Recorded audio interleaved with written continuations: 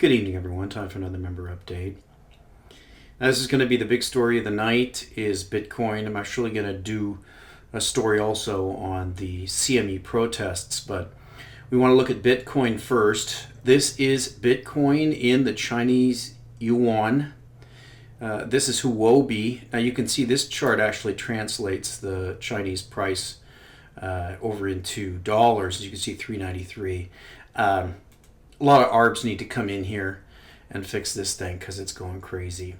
So Bitcoin's going crazy. Let's go out to the daily. We were expecting that the breakout above this old high was going to run. The volume is absolutely phenomenal. What is going on? Let's start out with the latest from BixWeir because this breaks it down really well.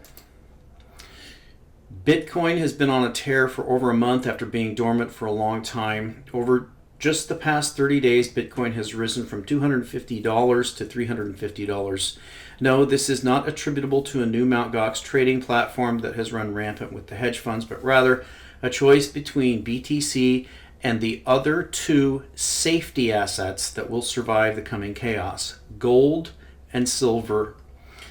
Looking at the current market capitalization of the three best above ground safety nets, tell me which look more appealing. Above ground market cap of gold, 7 trillion. Above ground market cap of silver, 96 billion. Above ground market cap of Bitcoin, 5 billion. Now, these are the two that I've concentrated on. I have the Bitcoin channel and Silver for the People, and that's because for a very long time, I've recognized that when the system falls apart, you're going to want to be in the most undervalued assets that are outside of the system. That's going to be silver and Bitcoin. They're the two that can destroy the banksters. You can look on my Silver for the People site. Silver is the Achilles heel of the banksters, and the Bitcoin channel. Bitcoin will destroy the banksters' monopoly on money. That's starting to happen before our eyes. Yes, gold and especially silver will actually make a huge run very soon, but Bitcoin still has a long, long way to go to catch up. And the big money players that have been slowly accumulating Bitcoin are starting to panic. So hang on tight to that Bitcoin rocket as it blasts off into no man's land. Oh, and keep an eye on the Chinese Bitcoin action at the below website during the evening hours, their daylight hours, as the Chinese are getting out of their traditional markets and into Bitcoin in droves. Now, there's a link to fiatleak.com. I've covered that before, but if you go there, it shows dollars flowing out of, it shows wealth flowing out of fiat dollars and CNY into Bitcoin, but it's not accurate at all because I've showed you before the volume has been off and on the last few days. 90 to 95% of the volume is all in Chinese yuan. You're not seeing that on that Fiat Leak faucet. But it's still a neat site, so go there and check it out. Let's face it, nobody has any idea how high Bitcoin can climb as the stone pillars of the past financial rulers crumble. If you want to get some Bitcoin below, it's a link that will give you and Ruda extra $10 in Bitcoin for buying. He's got a link to Coinbase. Just so you know, I trade on Cryptsy and on some of the other exchanges. Cryptsy because it has the alts listed, but I have accounts on BTCE, Vercurex, Bitfinex, and a lot of these other exchanges. But my main bank-linked account is on Coinbase. Now, I don't have any other bank-linked accounts, and the reason why is because I never sell for dollars. I've never sold any Bitcoin for dollars because the main reason I've covered in my videos is because that subjects me to FinCEN rules. If I simply trade cryptocurrencies for cryptocurrencies or cryptocurrencies for silver or gold for cryptocurrencies or silver for cryptocurrencies, if I never touch dollars, then FinCEN really has no regulatory authority over me because their job is to regulate the currency and currency transactions in dollars. So I do have a link on my Coinbase account. I do not have a link on any of my trading accounts, and they're beginning to try to enforce those. Of course, 99% of all the coins that I hold are in locked in wallets. They're not on exchanges. I've lost plenty to exchanges. So basically, Bix is giving you a link, and you can sign up at Coinbase using his thing. And so I have to say here that there have been a number of people who initially supported Bitcoin when it came out. They took a stand. There were people like myself, Jeff Berwick, Bix Weir, and a few others. But for the most part, almost all the silver and gold people came out against Bitcoin. They were wrong. I think they've been proven wrong. They're dead wrong. Bitcoin is already a success. But let's take a look and see why this is happening now, at least in my opinion. Now, this is a story that is making the wires. This is a Chinese manager that was arrested. Apparently, I remember recently them saying he was shot trying to escape from the police. But this is just one typical story. You can see that's Dateline today, Hong Kong. He's been called China's Carl Icahn. But the billionaire owner of one of the country's most successful investment firms is now the latest suspect in a broadening crackdown on corruption in the financial industry. And it goes on to explain how this guy was arrested. Now, this pattern I've talked about a little bit before, but what's happening in China, you have to dig to find the stories. But you've got disappeared billionaires. You've got suicided billionaires. You've got arrested billionaires. These are the patterns that you see in these communist countries. You see the same thing in Russia. If you remember, Putin came to power. He seized Yukos, and they let business run for a while, and then they bump off the guy and take their assets. That's the kind of thing that they do in these communist countries. Probably going to be something happening soon in this country.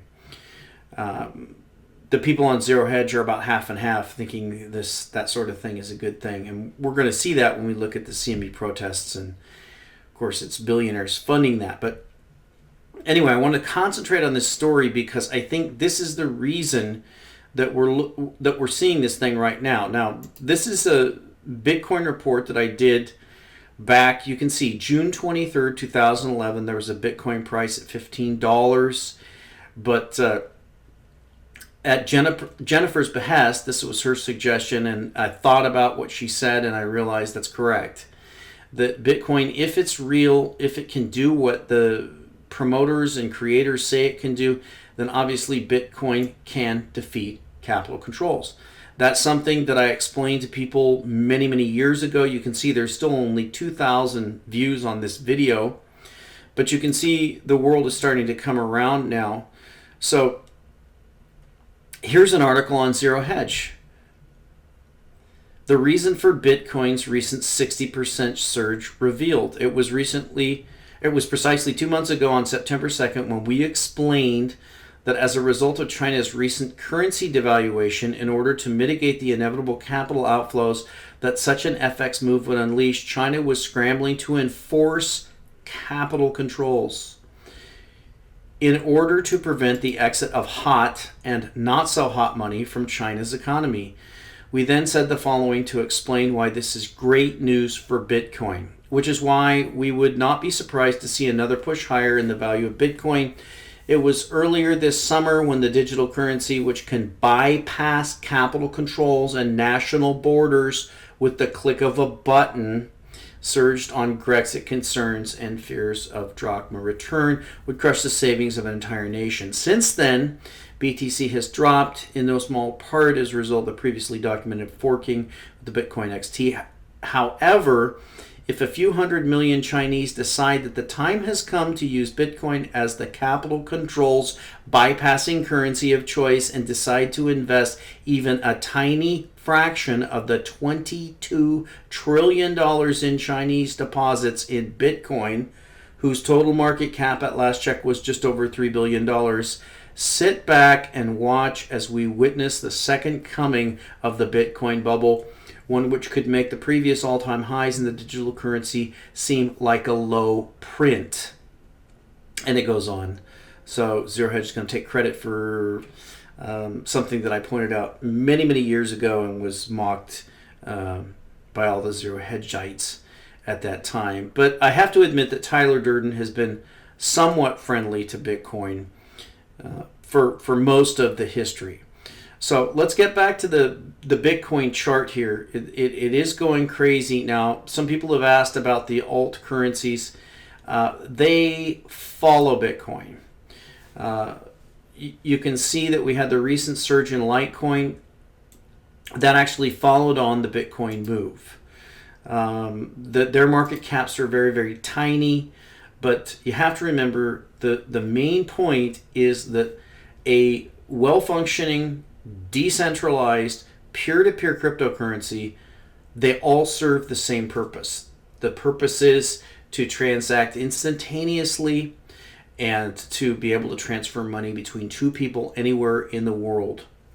That's the function that they serve. Now, I pointed out before, but let's go over to BTC-E because this is the Russian exchange. It doesn't account for a lot of the volume, but it does have some altcoins on it, which is, it has more volume than Cryptsy. So I pointed out before that Litecoin started to move. You've got Namecoin. Here's Namecoin in US dollar. And you can see how that has moved. Here's PP coin in US dollar. That is moving. Nova coin in US dollar. So these all perform the same function. They give two people the ability to trade without the government having any hand in it, and they give them the ability to trade across borders. So my target that I've given in the past, and I believe it's a good target, is going to be $5,000. $5,000 per Bitcoin is going to be the next top, in my opinion, based on the charts and the percentages that we've had in the past. Now, I want to look at this story about what is going on at the CME. Now, it's hard to follow this because this is really pretty much blacked out on the media. Now, if you remember the latest Republican debate, and I'm just going by rumors because I don't even follow politics for the most part, but my understanding was that the Republican debate that was hosted by CNBC was such a joke, so leftist biased, that pretty much all the Republican participants ended up attacking the host for being left-wing stooges, essentially. So that completely discredited CNBC. But here we have this story that's pretty much exclusively covered on CNBC, and this is where we had a protest today at the CME, and Santelli slammed the protesters. You can see Santelli slams protesters blockading the CME as traders unload on Soros-paid morons. That's a quote from Santelli. Now, we don't get too much information about this because this is blacked out. I do have a story I'm going to show you in a second here, but you can see the entrance to the CME has been blocked for most of the morning by Soros-paid morons. According to one trader, Rick Santelli has a few opinions on the apparently ill-informed protesters' actions and concluded it would be a sad commentary based on what the politicians have done with the budget to chase more companies out of Illinois. Here's the picture. You can see another picture here, and you can see some of the shirts here. We've got Fair Economy Illinois, Ronner, Stop Your Killer Cuts. Now remember, they put a Republican governor in there to take the blame for decades of Democratic mismanagement. That's standard operating procedure. That's what the Republicans are for. They're a foil for conservatives to get the blame for what socialists and communists have done. You've got fund education, tax big corporations. So this probably is a Soros stooge operation, Operation Wall Street sort of thing. And you can see, here's the video. But I wanted to take you down to a comment, probably the best comment on here. And give me a second here to find this comment. And the question is, what is the connection between what is going on here at the CME and what is actually traded there? And of course, that's going to be where they manipulate gold and silver.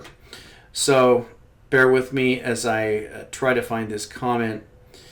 But basically what the comment says is that this is a, here it is, I'm not going to say that name, Dewey Wang. He's replying to Convarius. He says, it would save the bankers a lot of legal trouble if someone just paid a bunch of protesters to burn that place down. And he says, just watch. If for some reason in the future there's a rush by investors to demand delivery on silver and gold contracts or any PMs, there will be an incident similar to Building 7 at the World Trade Center, giving the Crimex a convenient excuse as to why they can't fulfill those contracts. Now, that's the best comment on there. And let me show you why that is a fantastic comment. This is a story that you can find if you really dig. This is on the Rebel Pundit. And you can see right here on the picture, right front and center of that protest, there's Bill Ayers. There's the communist terrorist that started the Obama campaign. Right here, we've got him starting this protest. And if you remember, Illinois had just passed massive tax increases. And so we've got these communist agitators these are paid government shills, but you got to remember the government controls both sides of this equation. But now we've got these paid protesters going down here to the CME. And I'll read the story here. President Obama's old revolutionary pal, Bill Ayers, was front and center in the middle of a protest staged, that's a good word, staged outside the Chicago Board of Trade, the CME group, blocking entrances to the building and demanding a transaction tax on trades made through the exchange.